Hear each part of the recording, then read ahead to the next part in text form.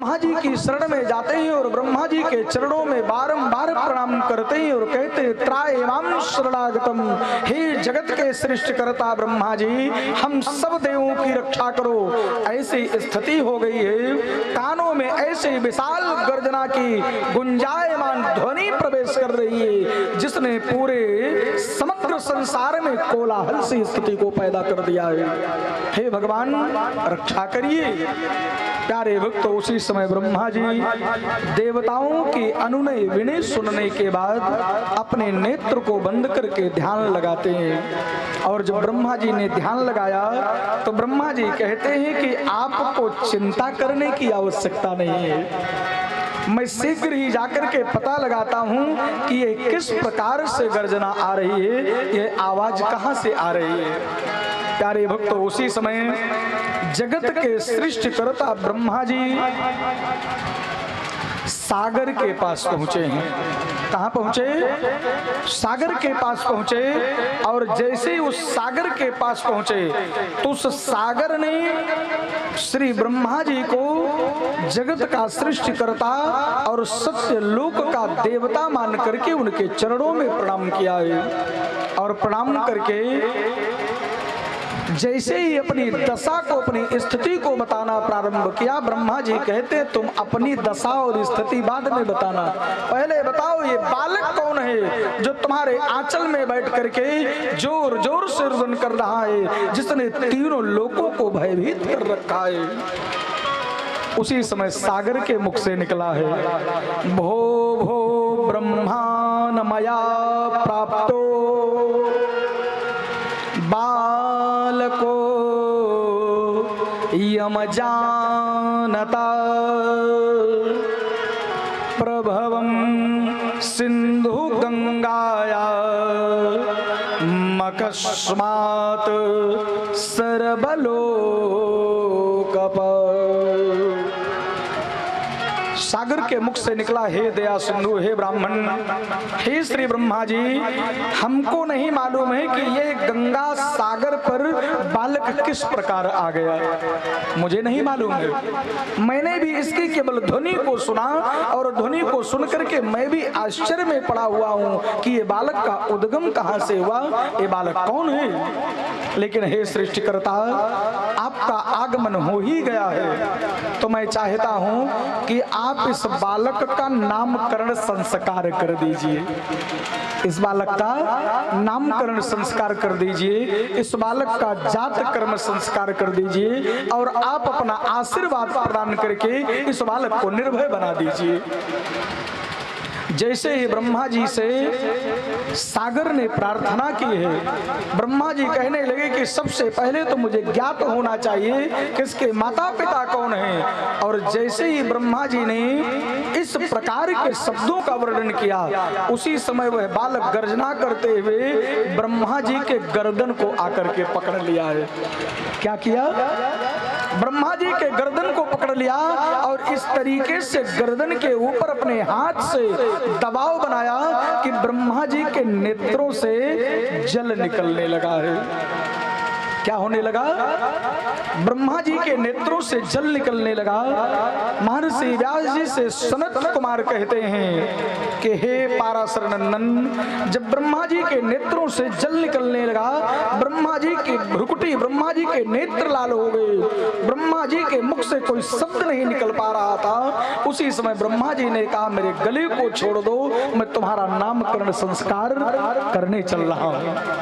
और जैसे ही ब्रह्मा जी ने उस बालक को छोड़ा है, उसी समय प्यारे भक्तों ब्रह्मा जी ने उसका नामकरण संस्कार किया और कहते हैं आज से लोग तुम्हें जलंधर के नाम से जानेंगे। किसके नाम से? जलंधर के नाम से जानेंगे। और वर्णन जलंधर नाम क्यों रखा? श्री ब्रह्मा जी ने उसका वर्णन करते हुए सनत कुमार कहते हैं, नेत्राभ्याम बिधृतम यशमा दनेनैव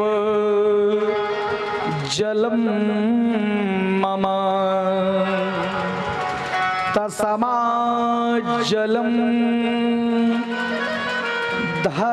धरेतिह समाधानरतः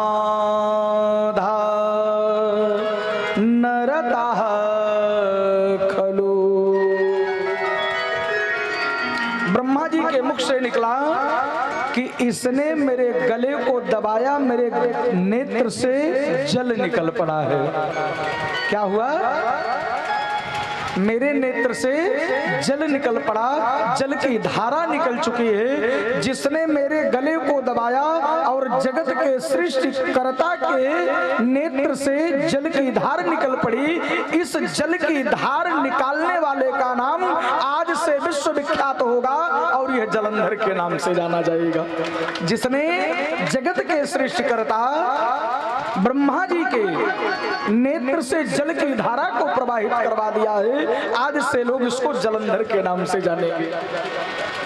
उसी समय ब्रह्मा जी के मुख से निकला, हे सागर, मैंने तुम्हें इन्हें तुम्हारी गोद में मैंने पाया है, इसलिए मैं तुम्हें आज इनका आज तुमको मैं इनका पिता नियुक्त करता हूं और ये जलंधर तुम्हारे पुत्र माने जाएंगे।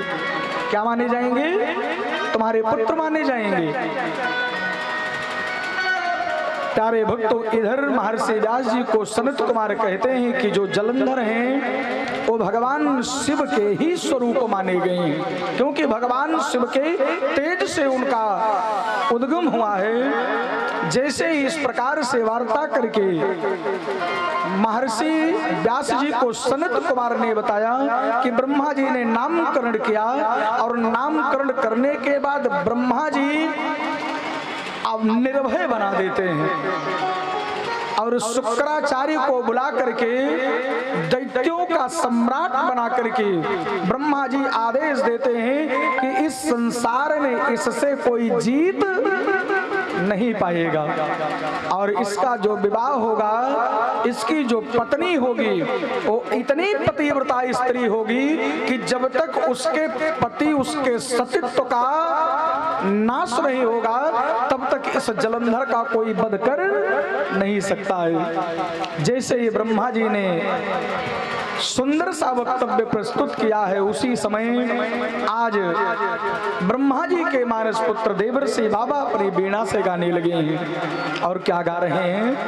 श्रीमन्नारायण नारायण नारायण, श्रीमन्नारायण नारायण नारायण, भजमन नारायण नारायण नारायण, भजमन नारायण नारायण नारायण, श्रीमन्नारायण श्रीमन्नारायण, भजमन नारायण भजमन नारायण, श्रीमन्नारायण नारायण नारायण, श्रीमन्नारायण नारायण नारायण, श्रीमन्नारायण नारायण नारायण, श्रीमन्नारायण नारायण नारायण, लक्ष्मी नारायण नारायण नारायण, लक्ष्मी नारायण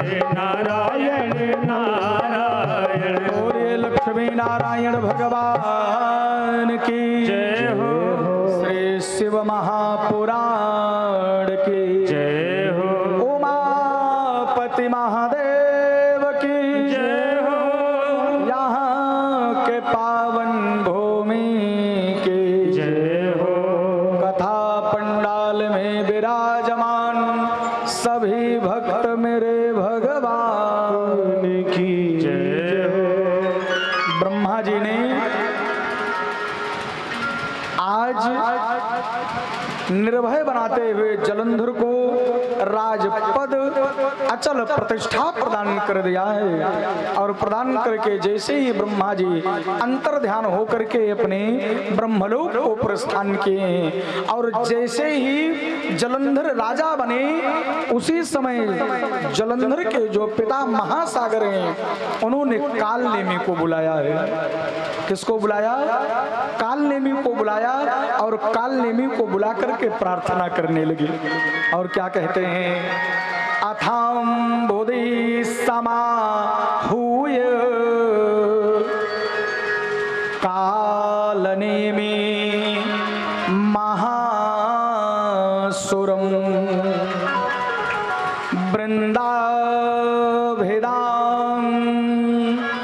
सुतां तस्य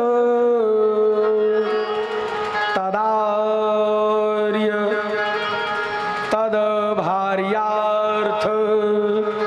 मचायत। महासागर ने कालनेमी को बुलाया और कालनेमी से कहते हैं कि हे कालनेमी, तुम अपनी पुत्री वृंदा का विवाह मेरे पुत्र जलंधर के साथ कर दो। इसमें तुम्हारी पुत्री का भी कल्याण होगा, मेरे पुत्र का भी कल्याण होगा और इससे जगत का भी कल्याण होगा। ये तुम्हारी पुत्री तीनों लोकों में जलंधर की पत्नी के नाम से विख्यात हो जाएगी और जो मेरा पुत्र जलंधर है वह भी साधारण नहीं है, वह तीनों लोकों का प्रणेता बन चुका है। तीनों लोक में सारे के सारे देवता भी उसके सामने शीश झुकाया करते हैं, वो किसी से भय नहीं करता है। प्यारे भक्तों, जैसे ही महासागर ने कहा है, कालनेमी ने आकर के अपनी पुत्री वृंदा का विवाह जलंधर के साथ कर दिया है। जलंधर अपनी प्रियतमा वृंदा के साथ रहते हुए अपने जीवन को व्यतीत करने लगा। धीरे धीरे उस जलंधर ने अपने तेज और अपने प्रताप से, अपने बल से देवताओं के सारे राज्य को ले लिया है। देवता लोग दुखी रहने लगे। एक दिन दैत्यों के गुरु शुक्राचार्य जी दसों दिशाओं में प्रकाश करते हुए जलंधर की सभा में उपस्थित हुए और जैसे ही शुक्राचार्य जी जलंधर की सभा में दसों दिशाओं को दीप्यमान करते हुए उपस्थित हुए, उसी समय जलंधर उठा और जाकर के अपने गुरुदेव शुक्राचार्य जी के चरणों में प्रणाम किया। प्रणाम करके शुक्राचार्य जी को सुंदर सा आसन प्रदान किया। शुक्राचार्य जी के पांव को पखारा, उनकी आरती उतारी, सुंदर सुंदर नैवेद्य अर्पित किया और चरणों में आकर के बैठ गया कि भगवान, आज बहुत दिनों के बाद आपने कृपा की। शुक्राचार्य के मुख से निकला कि जलंधर, तुम्हारी यश और कीर्ति को मैं जहां जहां सुनता हूं मेरे कान आनंदित हो उठते हैं कि मैंने एक ऐसे शिष्य को मंत्र प्रदान किया है, मैंने एक ऐसे शिष्य को मंत्र प्रदान करके बलवान सामर्थ्यवान बना दिया है जिसने देवताओं के भी राज्य को लेकर के देवताओं पर भी अपना आधिपत्य जमा लिया है। हे पुत्र, मैं तुम पर बहुत प्रसन्न हूं। बैठ करके वार्तालाप हो ही रहा था कि उसी समय शुक्राचार्य जी के साथ आए हुए राहु को देखा है। किसको देखा है? राहु को देखा जलंधर ने। और जैसे ही जलंधर ने राहु को देखा तो राहु को देख करके शुक्राचार्य जी से प्रश्न करने लगा और क्या पूछता है? तति तत् स्थितम क्षेत्र शिरसम दृष्ट्वा राहुं सदैत्यरा प्रपच्छ भार्गवं शीघ्र मिदं सागर नंदना। सनत कुमार महर्षि व्यास जी से बताते हुए कहते, जब शुक्रा जी के साथ आए हुए उसने राहु को देखा कि जिनका सर कटा हुआ है और नीचे का हिस्सा पूरा नहीं है, तो उसी समय वो पूछता है तत् स्थितम छिन्न शिरसम दृष्ट्वा राहुं सदैत्यराट। उस जलंधर ने जो सागर पुत्र है गर्जना करते हुए शुक्राचार्य जी से पूछा कि हे गुरुदेव, ये कौन है जिसका सर कटा हुआ है, जिसका केवल सर है, शरीर बिल्कुल भी नहीं है। प्यारे भक्त, उसी समय शुक्राचार्य जी के मुख से निकला कि एक समय की बात है, हे महावीर, हे जलंधर, एक समय की बात है, मैं तुमसे पूरा का पूरा वृतांत सुनाने चल रहा हूं। एक बार हिरण्याकश्यपु और विरोचन के परिवार में उनके जो प्रपौत्र हैं, जिनका नाम राजा बलि हुआ करता था, जिन्होंने अपने तेज और अपने बल के प्रताप से तीनों लोकों को जिसने जीत लिया था, उसी राजा बलि की परीक्षा लेने के लिए और साथ साथ राजा बलि को परास्त करने के लिए भगवान ने नाना प्रकार की योजनाओं को बनाया। उस दैत्यों की वंशावली को मिटाने के लिए भगवान श्री हरि नारायण जो शेष सैया पर विराजते हैं, जिनके चरणों की सेवा सदैव लक्ष्मी जी किया करती हैं, वही भगवान हरि नारायण ने समुद्र मंथन किया। जैसे ही समुद्र मंथन का नाम लिया कि सागर का मंथन करके वहां से अमृत को ले लिया और देवताओं को अमृत की प्राप्ति कर दी, वहां से लक्ष्मी को ले लिया, वहां से उन्होंने हाथी ऐरावत ले लिया, वहां से उन्होंने कामधेनु को ले लिया, वहां से उन्होंने उच्च श्रवा नामक घोड़ा ले लिया, अश्व ले लिया, नाना प्रकार के जितने भी रत्न सागर में थे उनका दोहन किया और दोहन करके सारा का सारा देवताओं ने ले लिया। और बाद में अमृत जब निकला तो देवताओं को पान कराने लगे। वही विष्णु मोहिनी का रूप धारण करके उसी समय यह राहु अमृत का पान करके सूर्य और चंद्र के मध्य में जाकर के बैठ गया। अमृत का पान कर लिया, लेकिन वह अमृत कंठ से नीचे न उतरने पाए, इसके लिए भगवान ने सुदर्शन से उसके गर्दन को अलग कर दिया। जैसे ही शुक्राचार्य के मुख से उसने सुना, जलंधर ने कि देवताओं ने और भगवान विष्णु ने अपनी माया से, अपने बल से हमारे पिताजी के गोद में विशाल पर्वत को डाल करके उन्होंने मंथन किया और सारे के सारे रत्नों का हरण कर लिया। वो सारे के सारे रत्न मुझे चाहिए। क्या चाहिए? मेरे पिता सागर तो सरल थे कि उन्होंने मंथन करने की अनुमति दी, उन्होंने सारे के सारे रत्नों को ले जाने की अनुमति दे दी, लेकिन अब उन्हें पुनः मैं रत्नों को वापस लाऊंगा और अपने पिता का सम्मान बचाऊंगा। ऐसा मन में धारण करके आज क्रोध करते हुए जलंधर ने शुक्राचार्य जी को प्रणाम किया, शुक्राचार्य जी को विदा किया है और विदा करके जलंधर ने घसमर नामक एक विशाल दैत्य को भगवान श्री हरि नारायण के पास भेजा है। किसके पास भेजा? हरि नारायण के पास भेजा है। और हरि नारायण के पास भेज करके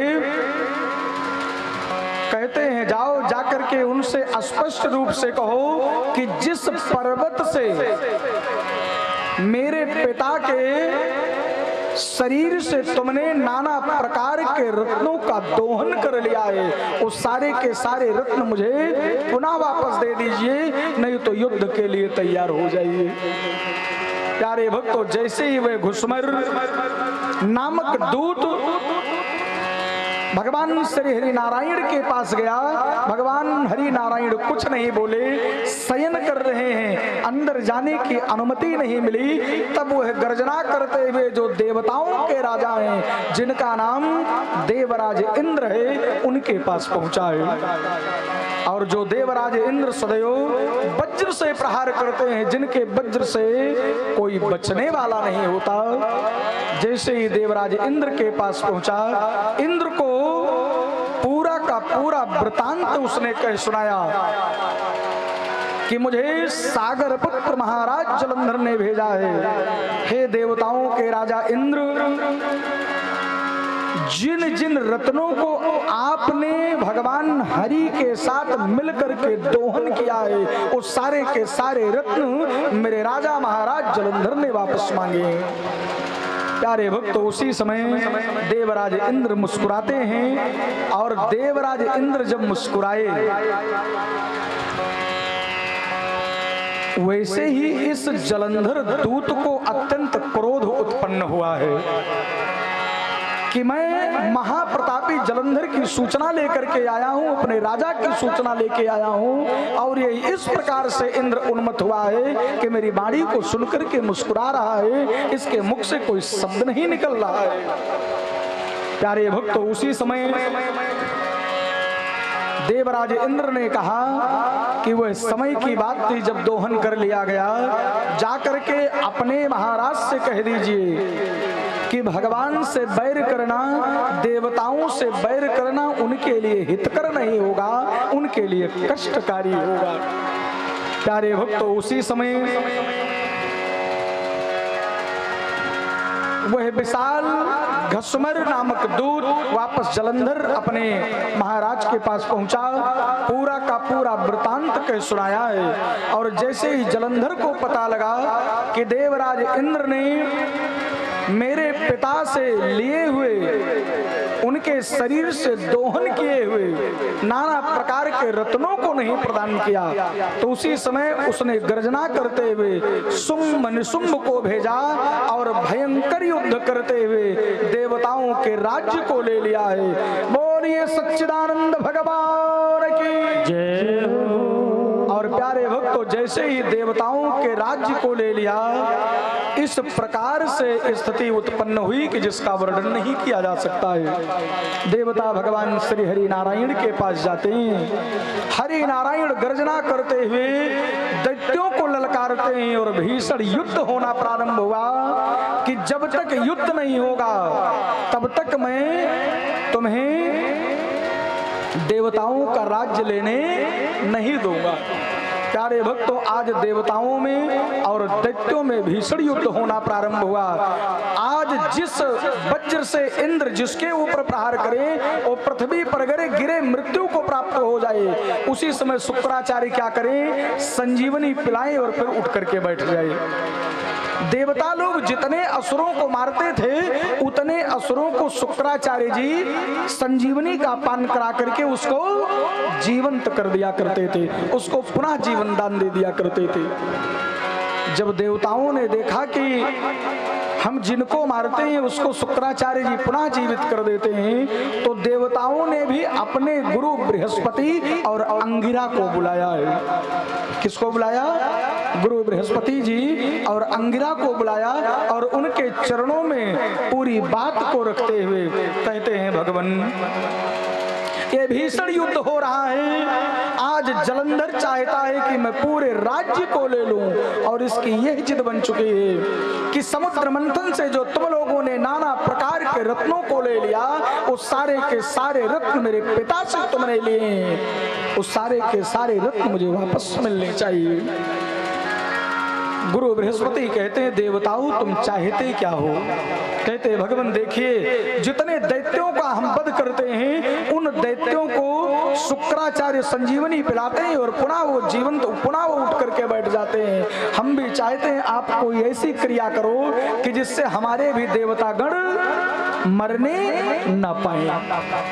प्यारे भक्तों, उसी समय गुरु बृहस्पति और अंगिरा जी ने भी वही कार्य करना प्रारंभ किया जो शुक्राचार्य जी कर रहे थे। और जैसे ही जलंधर को पता लगा, जैसे ही शुंभ निशुंभ को पता लगा कि जिस प्रकार से हमारे दैत्यों को, जो मरे हुए दैत्य हैं उनको शुक्राचार्य जी संजीवनी दे करके पुनः जीवित कर दे रहे हैं, गुरु बृहस्पति और अंगिरा कैसे देवताओं को जीवित कर रहे हैं। शुक्राचार्य के चरणों में आकर के जलंधर ने निवेदन किया और कहा, भगवान मैंने शास्त्र पढ़े हैं, मैंने लोगों से सुना है कि यह अमृत संजीवनी इस संसार में केवल आपके पास है, दूसरे के पास नहीं है।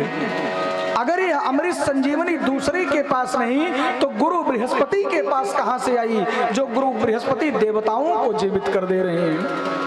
प्यारे भक्तों, शुक्राचार्य ने ध्यान लगाया और शुक्राचार्य ने जैसे ध्यान लगाया, कहते हैं जलंधर गुरु बृहस्पति जो देवताओं के गुरु हैं और अंगिरा ये कर क्या रहे हैं, जो विशाल द्रोण पर्वत है उसी द्रोण पर्वत के ऊपर ये संजीवनी विद्यमान है, जहां से हम लाते हैं और ला करके असुरों को पुनः जीवन दान दे रहे हैं। उसी द्रोण पर्वत से भी गुरु बृहस्पति जी उसी संजीवनी को लाते हैं और ला करके देवताओं को स्पर्श कराते हैं और देवता लोग उठ करके बैठ जा रहे हैं। हे वत्स, अगर तुम चाहते हो देवताओं का राज्य हम ले लें तो इसके लिए तुम्हें सबसे पहले उस संजीवनी को धारण करने वाले द्रोण पर्वत को नष्ट करना होगा। क्या करना होगा? जिस पर्वत के ऊपर संजीवनी है, वह बूटी विद्यमान है, उस पर्वत को नष्ट कर देना होगा। प्यारे भक्तों, आज गुरु शुक्राचार्य जी से यह बात जान करके गर्जना करते हुए जलंधर द्रोण पर्वत पर पहुंचा है और क्रोध की अग्नि में जलता हुआ आज उस जलंधर ने द्रोण पर्वत के टुकड़े टुकड़े खंड खंड करके सागर के भीतर गिरा दिया है। बोलिए सच्चिदानंद भगवान की जय हो। और जैसे ही सागर के भीतर गिराया, प्यारे भक्तों, उसी समय गर्जना करते हुए अट्टहास करते हुए वह रणभूमि के मैदान में पहुंचा और कुछ ही समय में युद्ध करते करते देवताओं को परास्त करते हुए देवताओं के राज्य को ले लिया है। और जैसे ही देवताओं के राज्य को लिया, प्यारे भक्तों, सारे के सारे देवता जलंधर से भयभीत होकर के भगवान श्री हरि नारायण विष्णु के समीप जाकर के स्तुति करना प्रारंभ करते हैं।